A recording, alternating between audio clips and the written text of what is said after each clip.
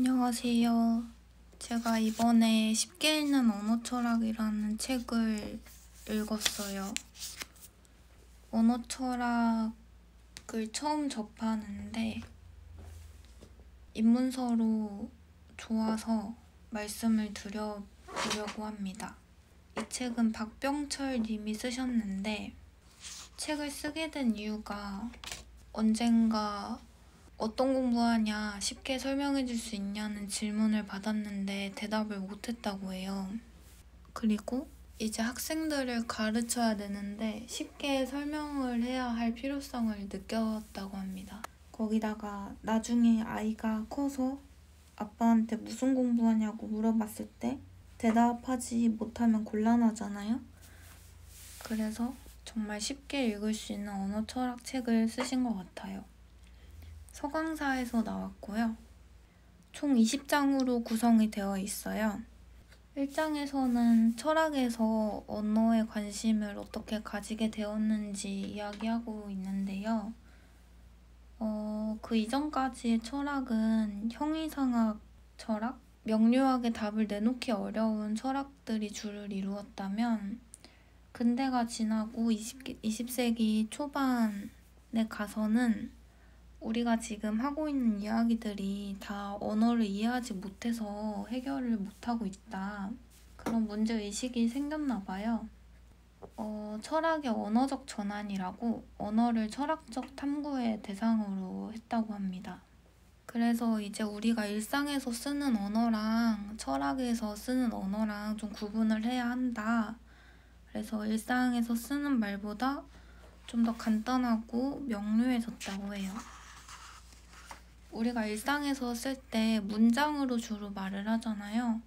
근데 그러한 것처럼 그 문장에 대응되는 철학의 문장의 기본 단위인 명제를 제시를 해요.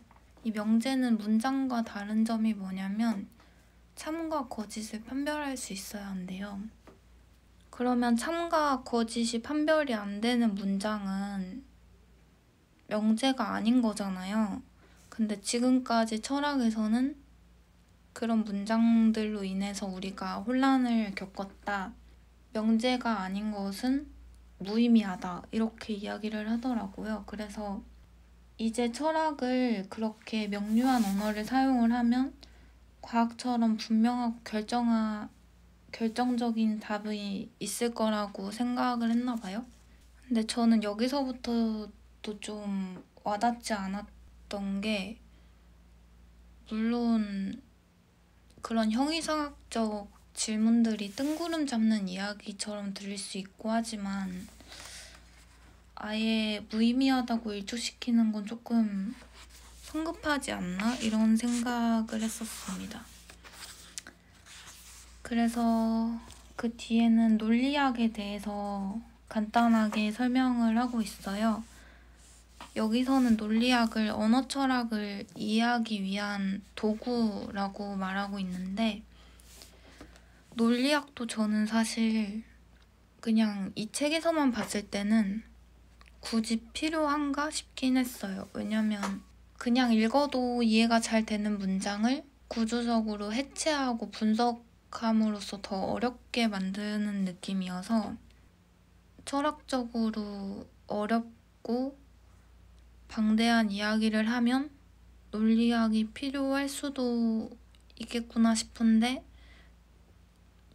이 책을 읽으면서는 사실 크게 논리학이 와닿지는 않았습니다. 그렇게 논리학을 설명을 하고 본격적인 언어 철학의 문제들을 이야기하는데요. 프레게부터 러셀, 비트겐슈타인, 라이프니츠, 칸트, 카르납, 분석 철학, 논리 실증주의, 철학이 나옵니다.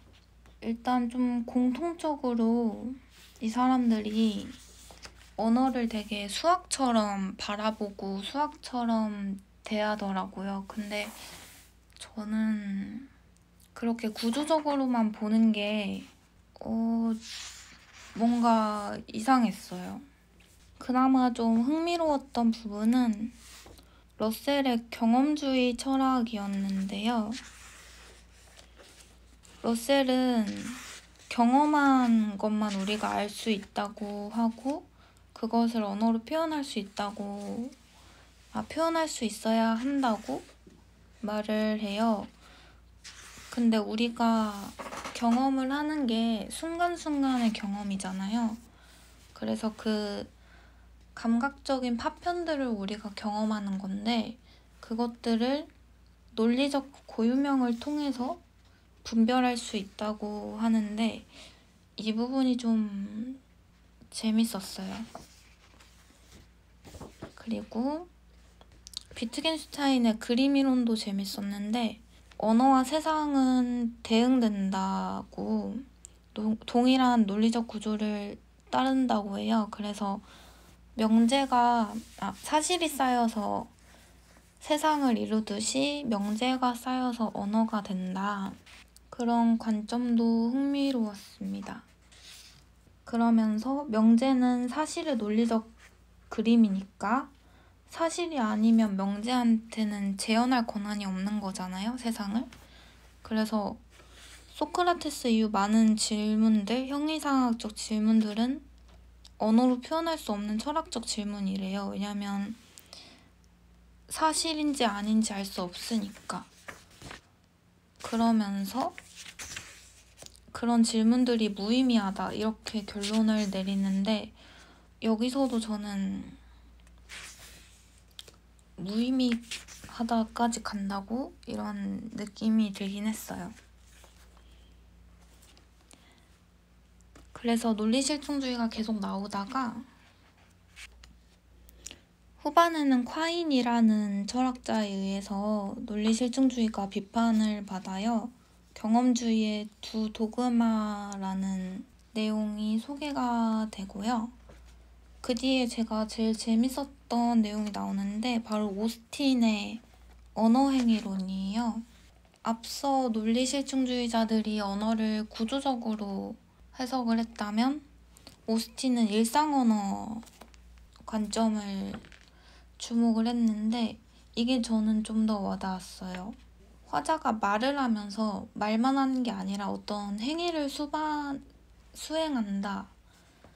그 문장에 있는 정보뿐만이 아니라 맥락 속에서 다른 정보들도 포함이 된다. 이런 거였는데 좀 답답했던 마음이 풀리는 느낌이었습니다. 앞에는 너무 구조적으로 해석을 하니까 이게 그렇게 계산적으로 문장이 다 해석이 될까 싶었는데 오스틴이 나오니까 조금 제가 뭔가 꺼림칙했던 부분들이 풀리는 듯했어요. 오스틴이 쓴 말과 핵이라는 책도 좀 궁금해졌고 이 책도 서강사에서 나왔는데 이 말과 행이라는 책도 서강사에서 나와 있더라고요. 그래서 한번 읽어볼까 생각 중입니다. 오스틴에 이어서 일상언어에 좀 주목을 했던 설이라는 철학자도 나오는데 이 사람은 이제 언어 안에 간접적인 표현, 은유적 표현 이런 거를 보는데 여기까지 가면 저는 약간 언어 심리학이 아닌가 싶은 생각이 들었던 게 우리가 문장을 말함으로써 거기에서 보이지 않는 그 안에 있는 뜻을 우리가 어떻게 알아내느냐에 대한 내용인데 그것은 좀 요즘에 수동공격이 방송에 몇 번 나왔는데 그런 느낌이었어요. 그래서 언어 심리학도 연관이 되지 않을까 싶었습니다. 언어 철학 책을 처음 읽어봤는데 제가 생각했던 거랑은 조금 달랐어요. 그리고 논리실증주의에 대해서는 아까처럼 좀 아쉬웠던 게 이미 있는 철학적 질문들을 무의미하다고 결론 내린 게 좀 아쉬웠고요. 이 이후에는 또 어떤 관점들이 나오는지도 궁금해졌어요. 이 사람들은 형이상학이 무의미하다고 했지만 또 다른 사람들은 안 그럴 거잖아요. 그래서 그 대륙 철학이랑 영미 분석 철학이랑 좀 어떻게 다른지도 궁금하고, 논리실증주의가 또 어떤 비판을 들었는지도 궁금하고, 그럼 언어 철학은 이제 일상 언어가 나오고 나서 어디로 또 흘러가는지도 궁금하고요. 모든 부분들이 이해가 되고 저한테 설득이 되진 않았지만 흥미로운 부분들도 많았고, 또 언어 철학 책이지만 다양한 철학자들이 나와서, 근데 또 이 사람들이 철학사 안에서도 중요한 사람들이잖아요. 그래서 재밌었습니다. 언어 철학 입문책으로 추천하고요. 저는 이제 데카르트의 성찰을 읽을 거예요. 그거는 좀 읽기 쉽다고 해서 기대하고 있습니다. 감사합니다. 여기까지 할게요.